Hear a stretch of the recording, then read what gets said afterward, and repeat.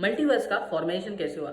बहुत सारे साइंटिस्ट ये मानते हैं कि हमारा यूनिवर्स एक पार्ट है लार्ज मल्टीवर्स का। ये सच है तो मल्टीवर्स का फॉर्मेशन आखिर में कैसे हुआ है, तो चलिए जानते हैं एक थ्योरी से। ये थ्योरी ये कहती है कि स्टार्टिंग में जब कुछ एग्जिस्ट नहीं करता था तब एक सिंगुलैरिटी एग्जिस्ट करती थी, जो थी टाइम।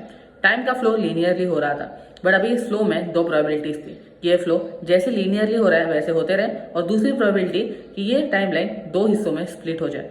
यूनिवर्स जो है वो प्रोबेबिलिटी पे काम करता है। इन दोनों के होने के चांसेस 50-50% है। तो इन दोनों प्रोबेबिलिटीज की वजह से तीन अलग अलग टाइमलाइंस का फॉर्मेशन हुआ। पहली वो जो जिसमें टाइमलाइन स्प्लिट नहीं हुई थी, और दूसरी और तीसरी वो जिसमें टाइमलाइन स्प्लिट हो गई थी।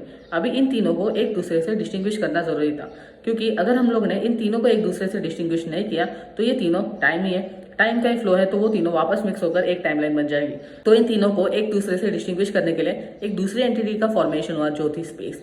और जहां पर टाइम और स्पेस आ गया वो बन गए यूनिवर्सेस। तो ऐसे करके फॉर्मेशन हुआ एक लार्ज मल्टीवर्स का। आगे चलकर और भी प्रोबेबिलिटीज आती गई, और उन प्रोबेबिलिटीज के चलते और भी ज्यादा यूनिवर्सेस बनते रहे, और इसी की वजह से आज हम एक मल्टीवर्स का पार्ट है जो इन्फाइनाइटली लार्ज है। वीडियो इन्फॉर्मेटिव लगा तो लाइक कर दीजिए और फॉलो कीजिए। मिलता है नेक्स्ट वीडियो।